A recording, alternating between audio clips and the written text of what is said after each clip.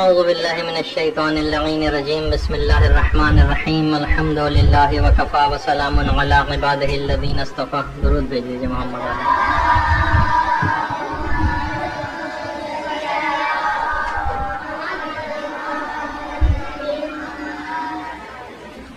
جو فقر جن سے دور ہوتا ہے، رزق کھینچتا ہے جن سے، وہ ہے میانہ روی در مخارج زندگی. یعنی جو ہمارے عمومی جو زندگی ہے اس میں ذرا اعتدال پسندانہ رویہ رکھنا. وہ یہی ہے کہ مثلا بلا ضرورت خریداری نہ کرنا، ہر چیز میں اعتدال سے کام لینا، ضرورت سے زیادہ کوئی چیز نہ لے کر آنا. بعض اوقات ہوتا ہے کہ ہم مثلا جو سپر اسٹور وغیرہ کھل گئے ان کے ساتھ ایک بڑا مسئلہ یہی ہے کہ آپ بہت ساری چیزیں جب لینے جاتی ہیں تو غیر ضروری چیزیں بھی خرید کے لے آتی ہیں. بس اب گھس گئے سپر اسٹور میں، اب تو بہت ساری چیزیں، یہ بھی ہے، یہ بھی ہے، یہ بھی لے لو، تو یہ بھی اس کے اندر ایک چیز آ جاتی ہے. اسی طریقے سے دوسری چیزیں جو کہ آج کل جس کا خیال نہیں کیا جاتا، لیکن ایک زمانے میں اس کا بڑا خیال کیا جاتا تھا اور لوگ اس کے اوپر بہت زیادہ عامل ہوتے تھے اور اس کے فائدے بھی ہوتے تھے، اور وہ تھا کھانے کے ریزوں کا دسترخوان سے چن کر کھانا. اس سے رزق میں بے پناہ اضافہ ہوتا ہے اور علماء اور مراجع ابھی تک اس پر عمل کرتے ہیں. ہمارے یہ چیزیں آہستہ آہستہ ہو کر ختم ہو گئی، ورنہ انڈیا میں تو ایک زمانہ تھا کہ صاحبان ایمان اس طرح سے کیا کرتے تھے کہ کھانا کھانے کے بعد اسی دسترخوان پر ایک سجدہ شکر کیا کرتے تھے. اس نعمتیں اس دسترخوان سے ابھی تک ہم نے پروردگار عالم کی کھائی ہیں، ایک سجدہ شکر اسی وقت کھانے کے بعد اسی دسترخوان کے اوپر، وہ بھی ختم ہو گیا. تو بہرحال ایک چیز یہ کہ کھانے کے ریزوں کا دسترخوان سے چن کر کھانا، یہ علماء اور مجتہدین کا ابھی تک کا طریقہ کار ہے، جو کہ ہمارے یہاں اب ختم ہوتا جا رہا ہے. یہاں پر اس مردہ سنت کو دوبارہ زندہ کرنے کی ضرورت ہے. اسی طریقے سے گھر میں حلال جانور پالنا. ویسے تو بکرا یا بکری پالنے کا تذکرہ روایت میں آیا، لیکن کوئی بھی حلال جانور گھر کے اندر پالنا، اس سے بھی رزق میں اضافہ ہوتا. اور ایک ذکر ہے اس سے جو میں نے آپ کو اس سے شاید پہلے لکھوایا تھا، حوقلہ لا حول ولا قوت الا باللہ العلی العظیم کا زیادہ سے زیادہ ورد. یہ تو رزق کو کھینچ کر لانے والی چیزوں میں سے ایک ہے، رزق کو کھینچ کر لانے والی چیزوں میں سے ایک ہے. اسی طریقے سے پانچویں چیز ہے اس میں صدقہ دینا. صدقہ دینا، اب وہ کچھ معنوی صدقات ہیں، لیکن ابھی ہم ظاہری پیسوں والے صدقے کی بات کر رہے ہیں، ورنہ تو کسی کو مسکرا کے دیکھنا بھی صدقہ ہے، اور کسی مومن کی مدد کرنا بھی صدقہ ہے، اور امر بالمعروف کرنا بھی صدقہ ہے، نیکی کی بات بتایا، وہ تو بہت ساری پھر صدقے کی معنوی اقسام ہے. نہیں وہ نہیں ہو پاتا. آپ بھی اس کا مطلب یہ ہے کہ آپ یہاں سے مدرسے کی جو ہم نے اسی وجہ سے اسی اہتمام کے تحت صندوقچی کو بنوایا ہوا ہے، جو مدرسے کا باکس ہے، وہ آپ جیسے وہ مجتہد سے اجازت یافتہ بھی ہے، وہ حاکم شرع کے نمائندے سے اجازت یافتہ ہے. جیسے ہی آپ اس کے اندر پیسے ڈالیں گے فوراً صدقے کے فائدے سارے مل جائیں گے، کیونکہ حاکم شرع غریبوں کے امور کا نگران ہوتا ہے. وہ اگر اجازت دے دے تو ڈالا جا سکتا ہے، لیکن اگر آپ گھر میں ویسے ہی نکال کے کسی جگہ رکھ رہی ہیں اور اجازت کے بغیر، تو وہ صدقہ اس وقت تک شمار ہوگا ہی جب تک کہ وہ مستحق کے ہاتھ تک نہ پہنچ جائے. خیر ابھی صدقے کی بات ہے، صدقے کو یہیں تک رکھیے بھی فی الحال. اچھا پھر اس کے بعد آ جاتا ہے والدین سے نیکی کرنا اور ان کو خوش کرنا. تو میں نے وہی اس سے پہلے بات کہی کہ والدین تو ان سے جھڑک کے بات کرنا، ان سے بدتمیزی کے ساتھ بات کرنا، ان کو بالکل اہمیت نہ دینا، ان کو کسی بات میں خوش نہ کرنا، یہ تمام چیزیں ایسی ہیں کہ جیسے کہ شیخ مرتضیٰ انصاری کے متعلق ملتا ہے کہ جس وقت ان کی والدہ کا انتقال ہوا تو بچوں کی طرح سے بلک بلک کے رو رہے تھے. تو لوگ حیران ہو کہ آپ اتنے بڑے عالم ہیں، آپ کے لیے زیب نہیں دیتا ہے؟ تو انہوں نے کہا تمہیں کیا پتا کہ میری ماں کا میرے نزدیک کیا مقام ہے. اور اسی طریقے سے ہمارے کتنے ہی علماء گزرے جنہوں نے کہا تھا کہ ساری زندگی بھی ہم اپنے والدین کے سامنے خوشی و خضوع کا اظہار کرتے رہے، اور قرآنی ایک آیت کے تحت تو میں یہ چاہتا ہوں کہ میرے مرنے کے بعد میری ماں کے قدموں میں میرے لیے قبر بنائی جائے، تاکہ میں مرنے کے بعد بھی ان کے قدموں میں ہی جگہ پاؤں. اور ایسے بھی تھے، غالباً شاید علامہ محمد حسین طباطبائی کے متعلق ملتا ہے، ایک اور عالم کے متعلق، یا شاید شیخ عباس قمی کے، کہ اپنے والد کو اپنے گال جو ان کے پاؤں پر رگڑ کے ان کو جگایا کرتے تھے ان کے قدموں سے. اپنے تو ان کے والدین جو دعائیں دیتے تھے اس کے نتیجے میں اتنے بڑے بڑے علماء بنے. تو ہمیں تو کہیں نظر ہی نہیں آتا کہ اپنے والدین کی اس طرح سے کوئی عزت کرتا ہو، اس طرح سے کوئی اکرام کرتا ہو، اس طرح سے ان کا خیال رکھتا ہو، اس طرح سے ان کو خوش کرتا ہو، اس طرح سے ان کے ساتھ نیکی کرتا ہو آگے بڑھ کر. بہت ہوا تو ایک مخصوص رقم بس ایک پہنچا دینا، اور بس جس طریقے سے 1000-2000 ان کو پکڑا دینا کہ باقی تو ان کا کوئی خرچہ ہی نہیں، بس ٹھیک ہے دے تو دیے، ان کو پیسے یہ خیال رکھا جا رہا ہے ان کا. کبھی کبھار بیمار پڑ گئے تو قہرن و جبران لے کے چلے گئے ڈاکٹر کے پاس، اس کو شمار نہیں کیا جائے گا نیکی میں. یہ بھی ایک حد تک ہوگی بس، لیکن بہرحال جو والدین کا مقام ہے اس سے بڑھ کر. خیر اس سے بھی آگے چلیے. اس کے بعد ہے عقیق کی انگوٹھی پہننا. عقیق کی انگوٹھی پہننا، یہ بھی ایک ہوا. اس کے بعد اگلی چیز ہے یاقوت کی انگوٹھی پہننا.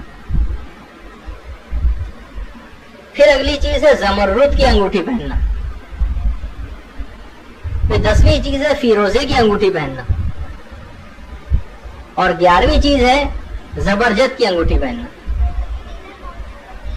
یقیناً اچھا ویسے تو اس کے اندر فیروزہ وغیرہ بھی آتا ہے، فیروزہ تو آ بھی گیا بلکہ ابھی. تو بہرحال یہ جو سب انگوٹھیاں مولا کے اپنے ہاتھ میں تقریباً روایت ہے کہ 7 یا 8 انگوٹھیاں دونوں ہاتھوں میں ملا کر ہوا کرتی ہیں. تو بہرحال اچھا اب یہ بھی ہے ضروری نہیں کہ آپ پوری 8 انگلیوں میں پوری اس میں 8 انگوٹھیاں پہنے. آپ یہ بھی کر سکتی ہیں بہت سارے سٹون لے کے ایک نگینے میں بھی لگوا سکتی ہیں. تو وہ آپ بازار میں جب اتنی پھرتی ہیں تو وہاں سے یہ چیزیں بھی تلاش کر لیجیے گا. اچھا اب اس کے بعد ہے اگر ان انگوٹھیوں کے اوپر آپ ماشاءاللہ بھی لکھوا لیں تو تو سونے پہ سہاگا ہے. بس رزق تو پھر دروازے توڑ کے گھر میں داخل ہوگا ماشاءاللہ اگر انگوٹھی پہ یہ بھی لکھا ہو. اس کے علاوہ پھر ایک اور چیز ہے جو رزق کو لانے کا سبب بنتی ہے، اور وہ ہے جمعے کے دن ناخن کاٹنا. اس کا بھی الگ سے رزق وسعت رزق کے سلسلے میں ثواب بتایا گیا. پھر اگلی فہرست میں ایک چیز آتی ہے اور وہ ہے کھانا کھانے سے پہلے ہاتھوں کا دھونا. ایک تو یہ بھی کہ ظاہر گندے ہاتھوں سے کھانا کھائیں گے تو بیمار پڑیں گے، پھر ڈاکٹروں میں پیسے خرچہ کرنا پڑے گا، اور اگر ہاتھ دھو لیں گے تو سارے پیسے بھی بچیں گے تو رزق میں ویسے ہی اضافہ ہوگا. لیکن ایک لحاظ سے ایک الگ سے بھی روایت میں اگرچہ لفظ وضو آیا ہے لیکن وضو ان معنوں میں نہیں کھانا کھانے سے پہلے وضو کرنا. اکثر لوگ ترجمہ یہی کر دیتے ہیں اس کا. وضو مانے اس میں یہاں پر ہاتھ دھونوں کے معنوں میں آیا ہے. کھانا کھانے سے پہلے ہاتھوں کا دھونا یہ فقر و فاقے کو دور کرتا. اسی طریقے سے ایک چیز اور ہے جو خواتین نے دوسروں کی ذمہ داری لگا دی، لیکن بہرحال صفائی تو پھر بھی ہو جاتی ہے، اور وہ ہے گھر میں جھاڑو دینا. گھر میں جھاڑو دینا یہ بھی فقر و فاقہ دور کرتی ہے اور اس کو کھینچ کے لاتی. پھر ایک بہت سی روایات میں ہے کہ گھر میں داخل ہوتے وقت اہل خانہ کو سلام کرنا. اہل خانہ کو سلام کرنا. دیکھیے بچوں میں یہ عادت بہت راسخ ہونی چاہیے کہ گھر میں جب بھی جب آئیں تو سب آ کر گھر میں سلام کریں، بالکل سختی کے ساتھ اس معاملے کو، تاکہ بچے آداب اسلامی بھی سیکھیں. دیکھیے بہت سے طریقہ کار ہوتے ہیں، اکثر بچے کھیل میں لگے ہوتے ہیں، کچھ کر رہے ہوتے ہیں، تو ان کو یاد دہانی کرانے کے لیے آپ یہ نہیں کریں کہ مثلا ہمیشہ تو خود سلام کر لیں ان کو، وہ بھی اپنی جگہ پر ہے، لیکن بچے ابھی اس مرحلے سے گزر رہے ہوتے ہیں. یعنی میرا خود تجربہ ہے کہ بچوں کے پاس اگر کبھی وہ متوجہ نہیں کھیل کود رہے ہیں اور میں گھر میں داخل ہوا ہوں تو ان کے پاس جا کے صرف خاموشی سے کھڑا ہو جاتا ہوں. تو جب انہیں پھر یاد آ جاتا ہے اچھا ابو کو سلام کرنا. تو یہ چیز یہ بھی ہے کہ آپ بہت ساری چیزیں ان کو سکھائیں بھی، اور ان کو بار بار کبھی ایسا نہ ہو ان کو بار بار احساس دلاتے رہیں کہ ہاں یہ سب چیزیں اسلامی آداب سے، تاکہ وہ سیکھتے جائیں. اچھا اگر گھر میں یہ بھی ہے روایت میں کہ اگر گھر میں لوگ موجود ہو تو ان کو سلام کیا جائے، اور گھر میں اگر کوئی نہیں ہے تو اپنے آپ کو سلام کیا جائے. اچھا اسی طریقے سے بہت ساری روایت میں یہ بھی کہ اپنے بچوں کا نام محمد، احمد، علی، حسن اور حسین رکھنا. درود بھیجیے محمد علیہ وسلم.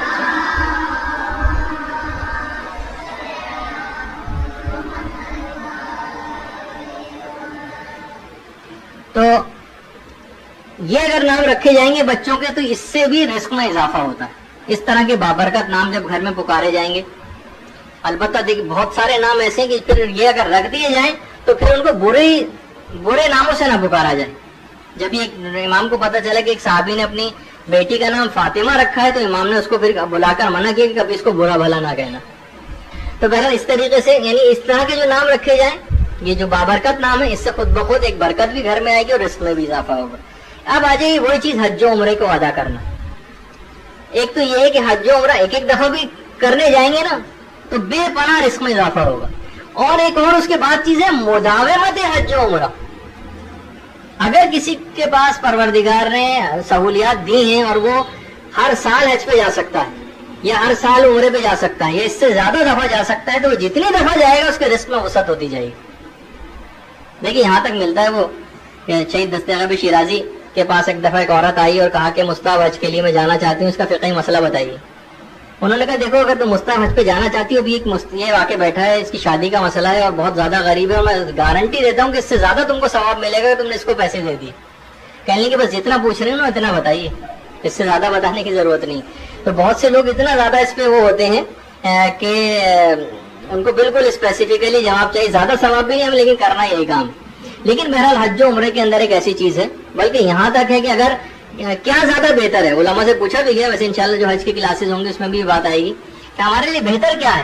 ہم استطاعت رکھتے ہیں ہم ہر سال حج پہ جا سکتے ہیں, ہر سال خود حج پہ جاتے رہیں, یا ہم یہ بھی کریں کہ کسی اور کو جس نے کبھی حج نہ کیا اس کو حج پہ بھیج دیں, کیا کس میں زیادہ ثواب اور فائدہ ہے؟ جواب علماء کی طرف سے یہی آتا ہے روایات کی روشنی میں کہ خود ہی ہر سال حج پہ جانے کا زیادہ ثواب. لیکن یہ ضرور ہے کہ اگر آپ کوئی چاہیں کہ کسی کو اور وسعت دی ہے تو اس کو بھی بھیج دیں, لیکن خود بھی چلے جائیں.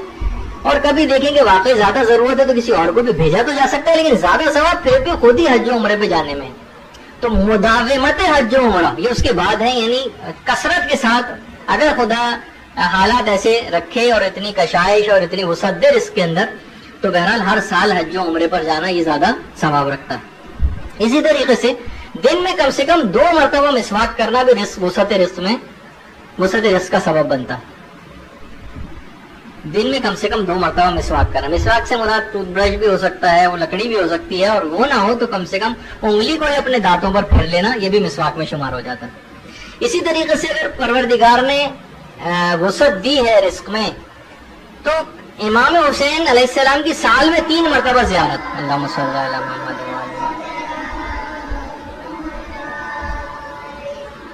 امام کی سال میں کم سے کم 3 مرتبہ زیارت پر جانا, یہ بے پناہ رزق کو لانے والی چیزوں میں سے ایک, 3 مرتبہ سال میں. لیکن یہ کہ اگر کوئی شخص نہیں جا سکے تو بہرحال یہ بھی فقر و فاقے کو بالکل دور کر دیتی ہے. بلکہ ہمارے 7ویں امام کی تو یہ حدیث ہے, ہمارے امام موسیٰ کاظم اللہ صلی اللہ علیہ وسلم,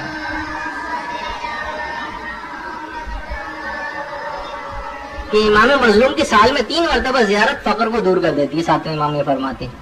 اسی طریقے سے پورے دن میں کم سے کم 1 مرتبہ بھی اگر آیت الکرسی پڑھ لی جائے تو فقر کو دور کر دیتی ہے. آپ کے لیے تو 5 دفعہ آپ لوگ پڑھ رہے ہوں گے کردار سازی والے پہ عمل کی وجہ سے. اور یہ بھی کہا جاتا ہے کہ 1 مرتبہ بھی اگر کسی نے پورے دن میں آیت الکرسی پڑھ لی تو روایت میں یہ کہ دنیا کی 100 سختیاں اس پر سے دور ہوں گی اور آخرت کی 100 سختیاں اس پر سے دور ہوں گی. دنیا کی سختیوں 100 سختیوں میں سے جو سب سے کم ترین جو سختی ہوگی وہ فقر و فاقہ ہے جو اس سے دور ہوگا, اور آخرت کی جو کم ترین سختی ہے وہ عذاب آخرت ہے جو اس پر سے دور ہوگا. کم ترین کی بات ہو رہی روزانہ فقط 1 دفعہ آیت الکرسی پڑھنے سے, تو آپ سوچیے کہ اگر ماشاءاللہ آپ 5 دفعہ پڑھ رہی ہیں تو کتنا فائدہ ہوگا. اس کے بعد اگلی چیز ہے کہ جو فقر و فاقہ دور کرتی ہے وہ ہے سورہ کہف کو لکھ کر ایک بوتل میں گھر میں رکھنا. سورہ کہف, اب ایک سوال فوراً آپ کا آ جائے گا, وہ یہ ہے کہ کیا ہم فوٹو اسٹیٹ کرا کے بوتل میں رکھ سکتے ہیں؟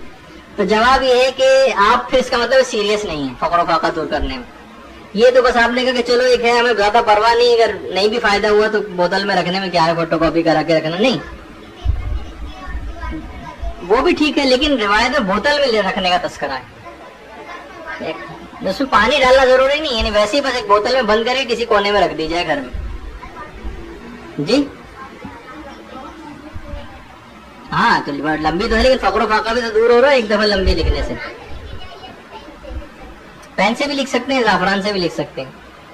اچھا, اسی طریقے سے تو سورہ کہف کی حد تک کے بعد اسی طرح سے ویسے تو اب دیکھیے ہر شب جمعہ سورہ واقعہ کا پڑھنا وسعت رزق کا سبب بنتا ہے, اور ماشاءاللہ اس میں تو آپ روزانہ پڑھ رہے ہیں. جی ہاں ماشاءاللہ, اس میں یہ بڑی اچھی بات ہے. اور اسی طرح سے سورہ توحید جو کہ ایک چھوڑیے, جبکہ ابھی جو روایت ابھی جو میں چیز پڑھ رہا ہوں آپ کے سامنے, اس میں تو فقط 1 دفعہ کے لیے, آپ تو روزانہ 3 دفعہ سونے سے پہلے پڑھ رہے ہیں. سورہ توحید جو شخص 1 دفعہ بھی تلاوت کر لیتا ہے وہ خود تو چھوڑیے اس کے پڑوسیوں تک کا فقر دور ہو جاتا ہے.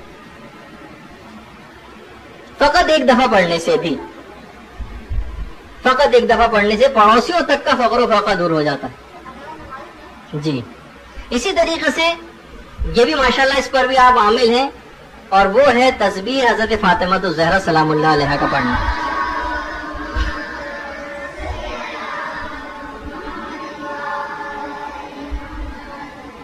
یہ فقر و فاقہ دور کرتا ہے. اور اس کے علاوہ ایک چیز اور بھی روایت میں آئی ہے, دیکھیے بہت ساری چیزیں ایسی ہیں کہ کیونکہ بہت ساری چیزیں متروک ہوتی جا رہی ہیں لیکن آداب اسلامی میں شامل, بہت ساری روایت میں اس بات کا بھی تذکرہ آیا ہے کہ مثلا اگر کوئی کسی کے پاس مہمان آئے اور کچھ کھائے پیے بغیر جا رہا ہو, تو دیکھیے ایک تو یہ کہ کچھ نہ کچھ مہمان کو چاہے وہ پانی ہی تھوڑا سا کیوں نہ صحیح ضرور پلا دیا جائے. کیونکہ روایت میں یہ یہاں تک بات آئی ہے اگر کوئی شخص کچھ کھائے پیے بغیر کسی کے پاس سے چلا جائے تو ایسے ہی جیسے کسی मुर्दा के पास से उठ कर गए, तो कुछ ना कुछ जरूर, लेकिन अगर इसका अगर मौका ना हो तो मेहमान का अर्क़े गुलाब से चेहरा धुलवा दिया जाए। अच्छा, इसके बहुत सारे फायदे, एक तो चेहरा खूबसूरत बहुत हो जाता है, एक तो ये भी रिवायत में आप लोगों के लिए इंटरेस्टिंग एक पॉइंट है इसमें। अच्छा, और दूसरा ये कि ईरान में भी खास तौर पर एक दफा परवरदिगार ने तौफीक दी थी, ज़ियारत के लिए गया था, तो हमारे एक दोस्त आलिम है, वहां पर वो एक जगह बाजार में ले गए थे एक दर्जी से मिलवाने के लिए। इंतहाई मुत्तकी परहेजगार दर्जी, और बात में कुरान और हदीस के हवाले, उलमा तक उसके पास अपनी आबाएं सिलवाने के लिए आते हैं। जाहिर है कि दर्जी की दुकान और भी काम वगैरह हो रहे थे वहां पर, लेकिन उसने इस हदीस के ऊपर अमल करना कि जब उसके पास से मैं रुखसत हुआ तो जाते जाते उसने अर्क़े गुलाब से मेरा चेहरा धुलवाया। तो एक तो मोहब्बत का इजहार भी एक होता है इंसान के साथ अकीदत का, और दूसरा ये कि रिवायत के ऊपर और इस तरह से अमल भी हो जाता है। तो चेहरे पर गुलाब का पानी डालना, और इससे वसअत रिज़्क़ के सिलसिले में भी मुजर्रब शुमार किया गया। अगर इंसान अपने चेहरे पर भी गुलाब का पानी डालता रहे तो एक ऐसी बरकत आती है कि जिससे रिज़्क़ भी खिंचता। और इसी तरीके से जैसे कि इमाम की ज़ियारत का, इमाम मज़लूम की ज़ियारत का भी आपने सुना, इसी तरीके से हमारे छठे इमाम, इमाम जाफर सादिक अलैहिस्सलातु वस्सलाम,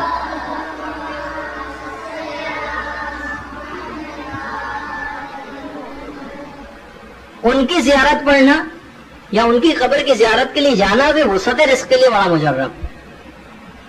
और इसी तरीके से कोहे सफा पर तूलानी तवक्कुफ इख्तियार करना, अगर कभी हज उम्रे पे जाना इंशाअल्लाह नसीब हो तो कोहे सफा पर, ये जो सफा पहाड़ी है उस पर वसअत रिज़्क़ के लिए जितनी ज्यादा देर बैठेगा उतना ही ज्यादा उसके रिज़्क़ में इजाफा होता चला जाएगा। जी, छठे इमाम की ज़ियारत, इमाम जाफर सादिक अलैहिस्सलातु वस्सलाम। फिर अगली चीज मैंने बताई कि कोहे सफा पर, जो सफा पहाड़ी है उस पर ज्यादा देर तक बैठना। आजकल थोड़ी सी तब्दीली वाक़ई हो गई है, वहाँ ज़ायरीन का भी जो जितने भी उम्रा करने के लिए वहाँ पर लोग गए हुए थे, मोतमरीन और अब हाजी भी जाएंगे, तो अभी बहुत बड़ा मसला वहाँ पर खड़ा हो गया था कि उन्होंने सफा और मरवा में जो सही की जाती है उसका एरिया ही दूसरा कर दिया बिल्कुल। फिर उसके बाद आगा सिस्तानी की तरफ से एक बड़ा मुश्किल सा एक मसला भी आया, फिर आयतुल्लाह नासिर मकारिम शिराजी की तरफ रुजू करके वरना उस मसले का हल किया गया। लेकिन बहरहाल ये कि वो बिल्कुल एक नई जगह पर उन्होंने सही शुरू करवा दी थी। खैर वो तो जब आपके हज क्लासेज आएंगे उस वक्त मैं बताऊंगा उसकी तफसील। लेकिन कोई सफा पहाड़ी पर जितनी देर बैठे, कितनी देर बैठे, उसमें भी उलमा ने कहा कि अगर सूरह बकरा जितनी देर पढ़ी जाती उतनी देर बैठे तो वसअत रिज़्क़ के लिए बड़ा मुजर्रब।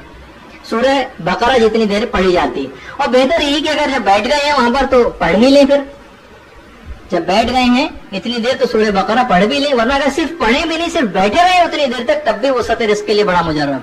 और उसके बिल्कुल अपोजिट सिमत में मरवा पहाड़ी है, उस पर मग़फ़िरत के लिए बैठना, जितनी देर बैठे रहेंगे उतनी देर मुसलसल गुनाह खत्म होते जाएंगे, जितनी देर बैठेंगे तो वो मग़फ़िरत के लिए बड़ी मुजर्रब है। वहां पर तुलानी तवक्कुफ करना, कोई सफा पर बैठना वसअत रिज़्क़ के लिए बड़ा मुजर्रब। लेकिन अभी पता नहीं कितने तरीके आए और वक्त खत्म हो गया हमारे पास।